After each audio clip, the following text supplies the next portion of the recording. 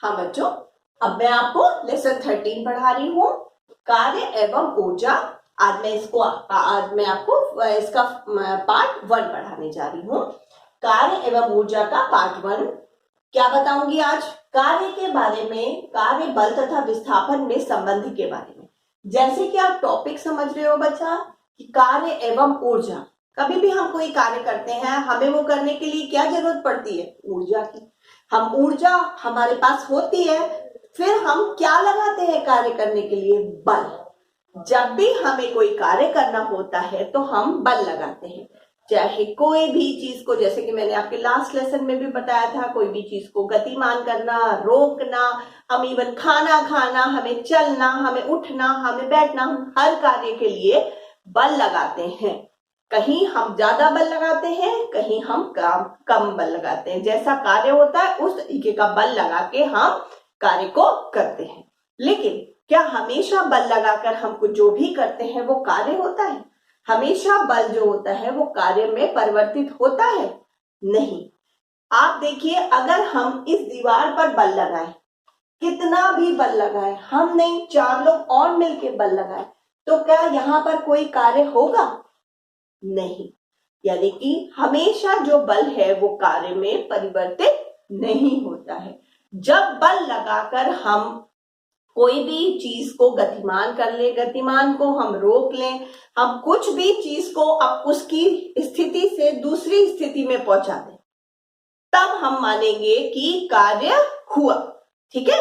तो बल हमेशा कार्य में परिवर्तित नहीं होता है। बल तभी कार्य में परिवर्तित माना जाएगा, तभी माना जाएगा कि कार्य हुआ, जब हम किसी डिस्टेबल चीज को उसकी जगह से विस्थापित करके या चलती हुई चीज को रोककर या अपनी जगह से किसी भी वस्तु को हटा के किसी दूसरी जगह किसी भी तरीके से हम पहुंचा दें, तो माना जाएगा वो कार्य है। हम यहाँ पर दीवार में बल लगा रहे हैं, कोई कार्य नहीं हो रहा है।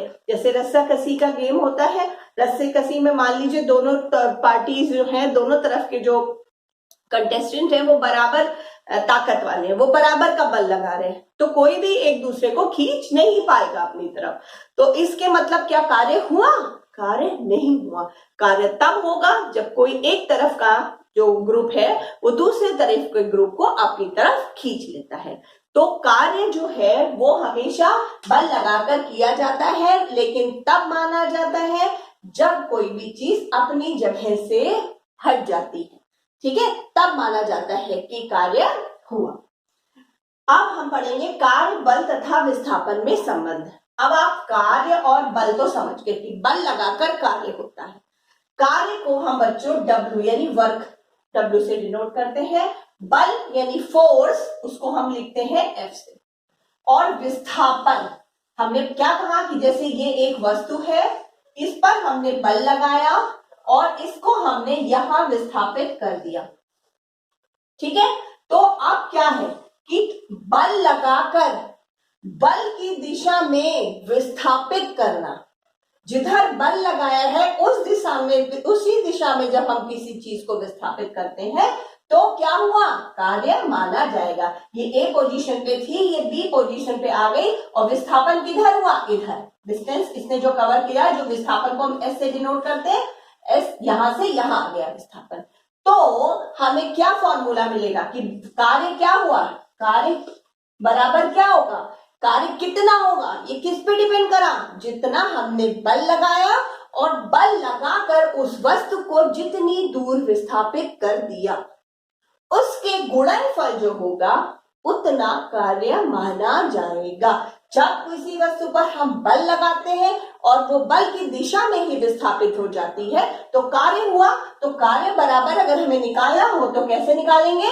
F into S, यानी कि फोर्स यानी बल, ठीक है, बल और विस्थापन का गुणनफल कर देंगे और हम इसको कार्य को निकाल लेंगे। अच्छा, अब आपने इस कंडीशन में देखा कि विस्थापन की जो दिशा है, बल भी उसी तरफ लगाया जा रहा है।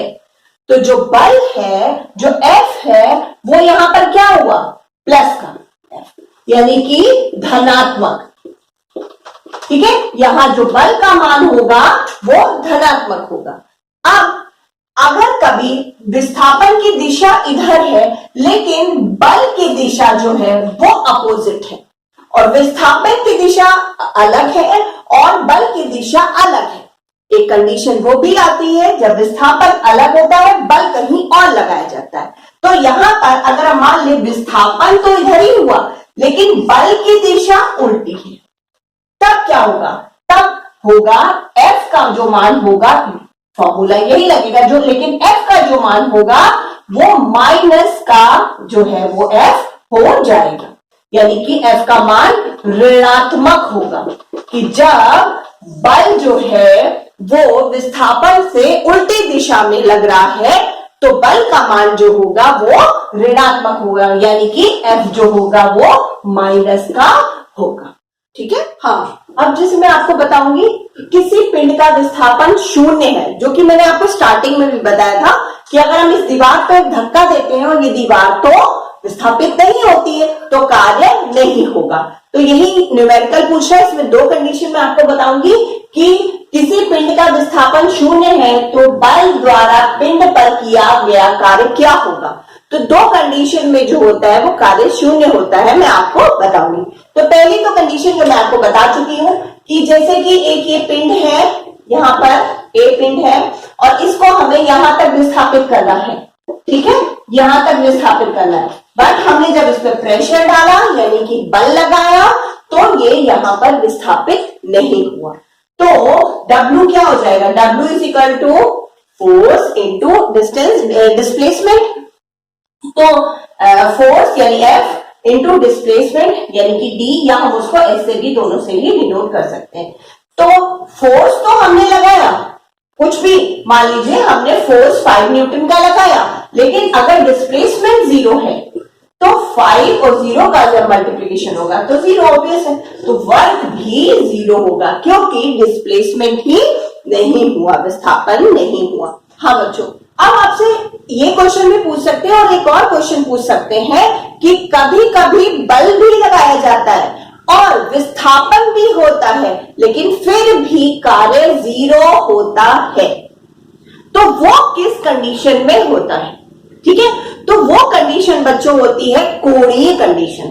अब वो कितने, कौन सा एंगल बनाता है वो, ये हम अब जानेंगे कि किस एंगल में। तो आपसे पूछ सकते हैं, ऑप्शन लेके भी पूछ सकते हैं कि कभी कभी बल भी लगाया जाता है, विस्थापन भी होता है, फिर भी कार्य शून्य होता है, तो वो कौन सी दिशा में होता है? तो आप बता सकते हैं जो उसमें एक कोण बनता है। लेकिन कभी कभी ये भी पूछ सकते हैं कि कितने डिग्री का कोण पे जो होता है वो कार्य शून्य होगा, तो 0 डिग्री, 45 डिग्री, 90 डिग्री, 180 डिग्री, ये पूछ सकते हैं।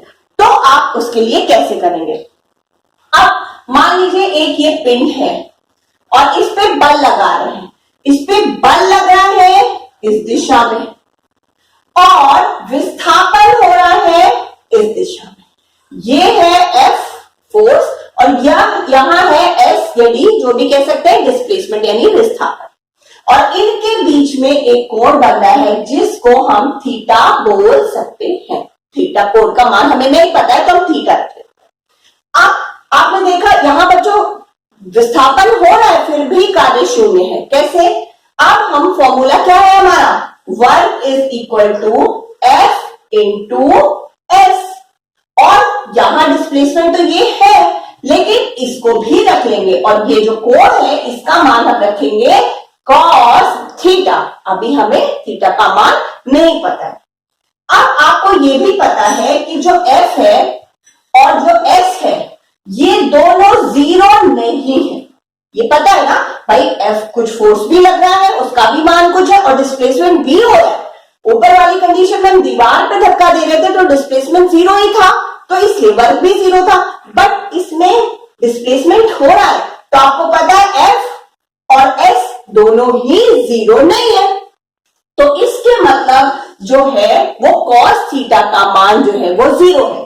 तो हम क्या निकालेंगे, F और cos थीटा का मान जब 0 होता है, यहां पर अगर हम लिखेंगे, ये आपको पता है कि cos थीटा जब 0 होता है, cos थीटा का मान जो होता है वो आपने अगर ट्रिग्नोमेट्री यानी त्रिकोणमिति पढ़ी होगी तो आपको पता है कि cos थीटा का मान जो होता है 0 कौन से किस पे होता है, वो 90 डिग्री। जब 90 डिग्री मान होता है तब cos थीटा का मान 0 होता है, आपने त्रिकोणमिति में पढ़ा होगा।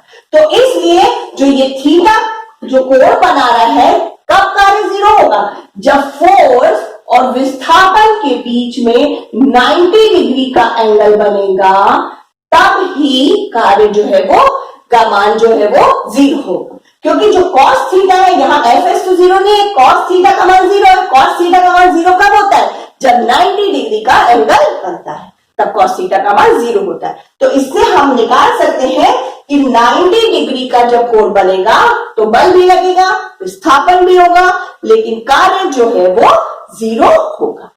ठीक है, अब इस पार्ट में मैं आपको फर्स्ट पार्ट में इतना ही पढ़ा रही हूं, नेक्स्ट पार्ट में मैं आपको इसके आगे का और समझाऊंगी।